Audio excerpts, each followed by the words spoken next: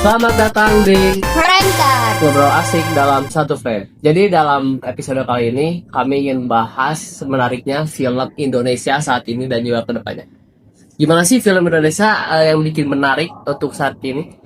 Ya karena kalau kita lihat sekarang film Indonesia tuh lagi kelihatan naik banget ya. Nah, betul banget, kayak makin sering muncul di bioskop dan penontonnya juga makin banyak ya. Nah, dari hal menarik itu, biasanya kita lihat dari beberapa film, banyak film Indonesia yang mendapatkan viewers sampai jutaan. Nah, rata-rata film apa sih yang mungkin bisa berpotensi menjadi film jutaan yang dari Indonesia, yang mungkin populer pada saat ini? Kemungkinan film apa sih yang tadi tuh high apa ya? Ghost in the Shell. Nah itu yang Itu apa yang bikin menarik di film Ghost in the Shell? kemungkinan dari pemainnya ya yang kayak udah sering kita lihat di film-film lain. Oke. Jadi udah sering kita lihat si pemainnya itu kayak Wike, Abimana juga terus sama Lukman. Lukman ya. Dan permainannya juga emang bagus kan yang kita lihat. Dan penontonnya juga hampir jutaan banget ya. Berapa sih? Kalau nggak salah sampai 5 jutaan ke atas deh. Ada yang segitu. Ya. Nah, dalam beberapa prospek ini, apakah Ghost in the Shell bisa menjadi film yang sangat sehat buat kedepannya? Maksudnya, apakah film Ghost in the Shell bisa menjadi respon baik untuk negara luar? Kemungkinan belum tentu juga bisa dikatakan sehat ya, karena kebanyakan film yang rilis itu justru bikin kita bertanya-tanya apakah kualitasnya itu bagus atau tidak gitu ya.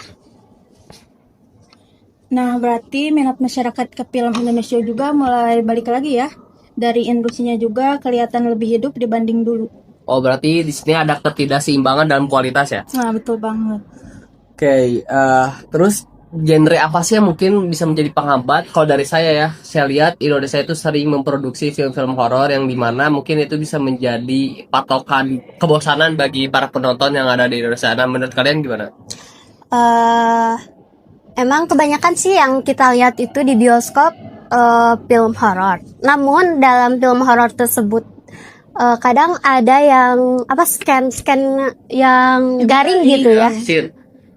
Yang garing gitu. Kadang di awal seperti ini, terus pas waktu endnya itu beda gitu sama cerita awal. Terus apakah menurut kalian film horor ceritanya monoton? Maksudnya tuh dari awal udah ketebak gitu ceritanya, jadi kurang seru gitu. Nah, kadang gitu kebanyakan juga sih. yang kayak gitu ya. Iya. Kadang ada di awalnya tuh udah kita tebak pasti bakal kejadian kayak gini, kayak gimana ya gitulah. Udah ketebak banget alurnya. Saya lihat juga beberapa film yang mungkin menjadi film yang sangat besar di Indonesia itu bukan film horor tapi rata-rata film action. Tapi kita lihat banyak sutradara mungkin bisa dibilang serakah ya, ngambil budget yang kecil, ngambil genre film horor yang nantinya mungkin bisa jadi patokan penonton Indonesia, jadi bosan ya berarti ya. Iya, bosan bang. Oke, terus kalau menurut kalian selera penonton Indonesia tuh bagusnya gimana sih kalau misalkan kita nggak terus dimakan sama film horor? Kemungkinan dari romantis atau enggak yang apa ya, pelawak yang kayak berarti gitu. banyakin film romantis sama komedi. Terus? Kalau menurut aku sih horor juga banyak ya, karena aku pribadi juga suka banget film horor. Oke. Tapi kamu setuju kalau misalnya Indonesia terus misalnya 5 tahun monoton film horor terus yang diproduksi? Enggak juga sih, karena mungkin kurang menarik juga ya kalau terus-terusan film horor gitu. Karena kadang si actionnya itu lagi yang dibahas. Oh iya sih, pemerannya kayak terus ya. Iya. Pos adan. Masih ngomongin film horor nih, saya lihat di beberapa film horor banyak sekali artis-artis yang itu aja pemerannya. Terus juga yang mungkin nggak terlalu relevan. Nah, menurut kalian apakah emang Indonesia kekurangan peran yang bagus ada di Indonesia? Apakah emang sutradaranya ingin artisnya emang itu aja pemerannya? Kemungkinan ya karena emang dia udah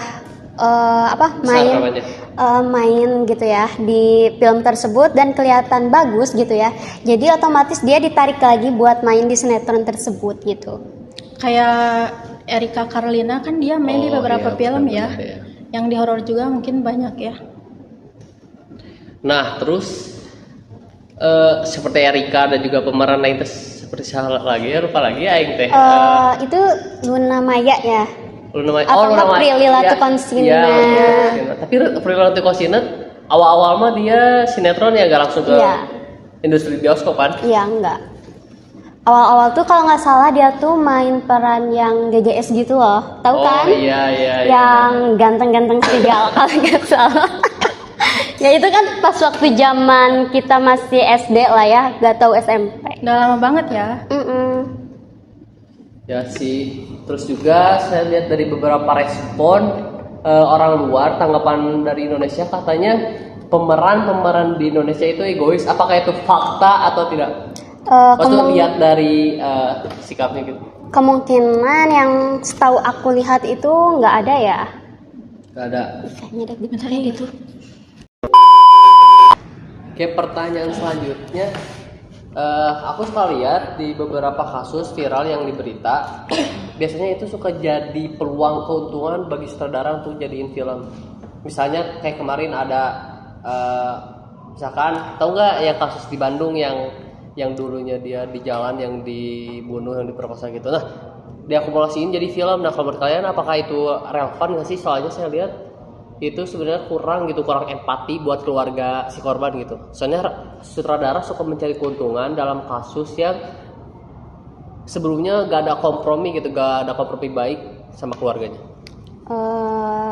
Kayaknya emang kurang relevan ya, karena mengambil kisah nyata dari orang yang udah tiada gitu kan. Ya, benar. Takutnya kayak si orang tuanya itu nggak terima bahwa cerita tentang anaknya itu diangkat menjadi sebuah film gitu. Kalau menurut aku mungkin lumayan relevan ya, karena dapat benefit juga, mungkin karena juga Dari sutradaranya gitu. ya dari sutradaranya, karena mungkin itu juga dapat persetujuannya dari keluarganya. Oh ya, sebelumnya pasti ada persetujuan. Iya, Walaupun mungkin agak berat bagi keluarganya. benar juga. Nah, aku suka lihat banyak film di Indonesia gitu yang, apalagi film-film horor yang banyak adegannya itu dewasanya. Banyak anak kecil yang nonton film itu, bahkan mereka sampai bela-belain ke bioskop, ataupun mereka opsi keduanya sampai nonton secara ilegal demi nonton banyak adegan yang dewasa itu. Nah, menurut kalian apakah itu bisa menjadi kemunduran berpikir? Kemungkinan bukan kemunduran ya, lebih ke dominan. Nanti si anak itu bakal ngelakuin kayak hal-hal yang Setuju. negatif gitu ya. Karena dia juga kurang mengerti ya. Jadi dia anggap adegan itu baik, padahal belum tentu baik bagi orang-orang gitu. Terus gimana? Karena mungkin di sosial media seru gitu ya, ramai, jadi dia pengen nonton gitu gak sih? Nah, ini yang menjadi problem. Saya lihat banyak saudara yang mempromosi filmnya dengan memfokuskan pada adegan itu. Nah, menurut kalian apakah itu salah? Kalau menurut saya sendiri itu salah ya, salah karena gak semuanya di media sosial itu yang bermain media sosial itu orang dewasa, betul kan? Iya benar. Kebanyakan kan yang bermain media sosial itu kan nggak kayak umurnya itu di 20 tahun ke atas. Ya, Kadang betul. kita lihat ada yang di bawah kayak anak SMP gitu, SD juga. Ya gitu. Oke, mungkin ya beberapa pertanyaan yang relevan dengan masyarakat. Coba kalian ada gak sih film yang bener-bener menginspirasi atau bahkan sampai ngubah kehidupan kalian? Kayak misalkan ada satu film, saya nonton film Inception yang itu ngerubah sikap di beberapa sikap saya gitu. Apakah kalian seperti itu? Gak ada. Enggak, maksudnya nih kalian nonton film nih kayak si karakter bagus banget dari protagonisnya, aing harus ngerubah sikap ini kayak dia gitu di kehidupan nyata gitu. Kalau aku ya waktu kecil sih ini mah ya, karena emang belum punya pemikiran gitu kan. Suka ada gening film apa ya namanya tuh poho Aku gak ada anjay. Gak ada, baik kan? poho ih namanya judulnya teh. Ada lah. Pokoknya itu. Nah, karena emang pemikiran yang masih kecil gitu kan. Aku mau jadi kayak gini, karakternya kayak gini, bagus banget kayak gitu kan. Jadi kamu pengen kayak dia gitu. Iya. Ya sih, itu sebenarnya pasti relevan. Nah, film favorit kamu dulu apa? Kalau waktu masa kecil paling kartun ya. Kartun. Ya. Kalau aku Jumbo gak sih, itu juga kartun ya atau animasi sih masuknya? Animasi sih. Animasi kalau ya. Jumbo. Masih kalau Jumbo. Apa yang menarik dari Jumbo? Ceritanya gak sih? Ceritanya terus Ceritanya. Terus animasinya. terus juga Terinspirasi. banyak pelajaran juga di filmnya. Iya benar. Kamu Paling di dekat film kartun SpongeBob ya, karena di situ karena kaitan persahabatan gitu kan. betul, mau sama Patrick ya. Iya, Patrick sama SpongeBob gitu. Kadang ada si Squidward ya, Iya, iya. yang jutek, padahal dia tuh kalau di dalam hatinya tuh enggak gitu. Oh. Jadi kayak sifatnya tuh padahal sayang gitu ya. Cuman emang perannya emang harus seperti itu ya. Iya. Ya sih, dan juga. Terus menurut kalian, oh ya ini di beberapa berita terakhir Doraemon sempat ada sensor Shizuka yang mandi tak apa anjing, kamu menurut kalian apa itu bener-bener relevan gitu?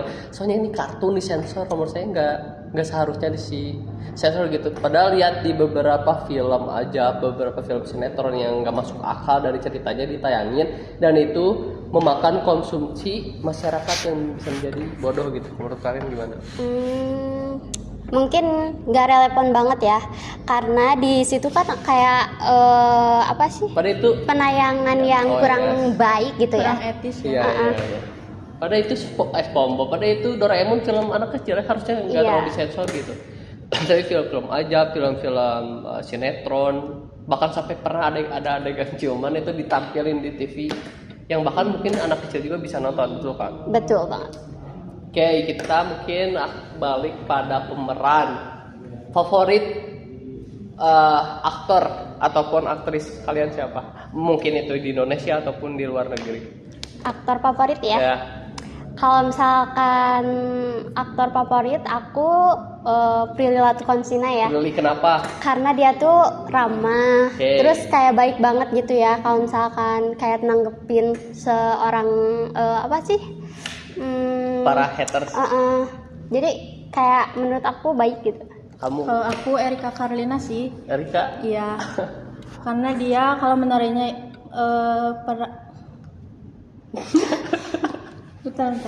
Kalau besarnya guys. Karena dia itu peranannya kayak ini banget ya, sesuai sama alur ceritanya si filmnya gitu. Lebih menjiwai gitu kalau Iya, dia bukan. benar. Tapi kan lihat biasanya ada nih kayak si Erika kemarin kan dia sempat ada problem nih. Menurut kamu apakah itu bakal mempengaruhi pada film? Maksud tuh apakah nanti filmnya bakal kurang jadi populer karena si pemerannya tuh ada problem gitu? Kayaknya enggak sih. Enggak, kenapa? Karena kalau misalkan film itu emang populer gitu di kalangan pemain atau film-film yang suka gitu, pastinya akan naik drastis gitu. Jadi nggak mempengaruhi Walaupun karena pemerannya ada problem ya? Ya apalagi dia kan bagus ya.